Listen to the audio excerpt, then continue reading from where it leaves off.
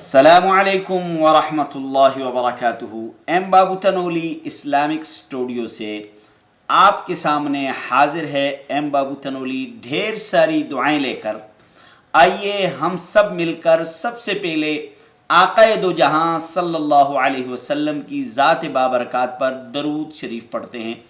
اللہم صلی علی محمد وعلی آل محمد کما صلیت علی ابراہیم وعلی آل ابراہیم انک حمید مجید۔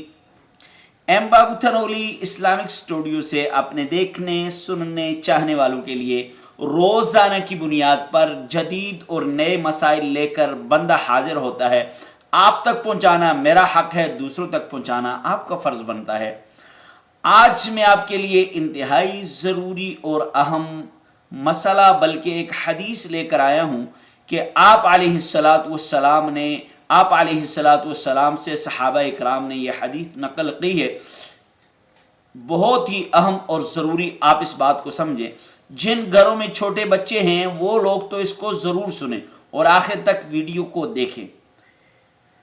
آپ علیہ السلام نے فرمایا کہ مغرب کے بعد اپنے بچوں کو آپ باہر مت نکالو۔ مغرب کے بعد اپنے بچوں کو، مسلم شریف میں بخاری شریف میں یہ حدیث ہے، مغرب کے بعد اپنے بچوں کو باہر مت نکالو۔ کیوں؟ اس لیے کہ مغرب سے عشاء تک کا جو وقت ہے اس وقت میں شیاطین و جنات کا گزر ہوتا ہے۔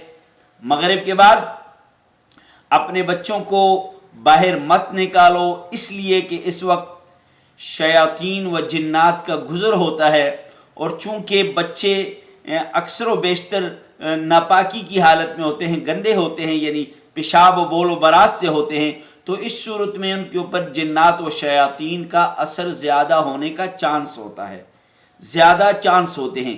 تو اس لیے آپ علیہ السلام نے اپنی امت کی ہر پہلو سے اپنی امت کی رہنمائی فرمائی ہے۔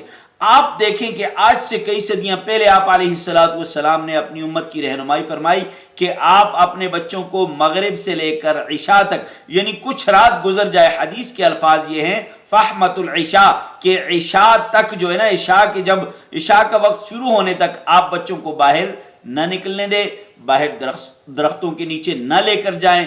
خصوصاً چھوٹے بچے، یعنی نابالغ بچے ہوں، چھوٹے بچے ہوں، ان بچوں کو آپ مغرب کے بعد باہر نکلنے سے بچائیے۔ امید ہے کہ آپ کو آج کی ہماری یہ حدیث سمجھ آ گئی ہوگی۔ اگر عمل کریں گے تو آپ کے بچے بہت ساری بیماریوں سے، پریشانیوں سے اور جنات و شیاطین کے شر سے بچ جائیں گے۔ السلام علیکم۔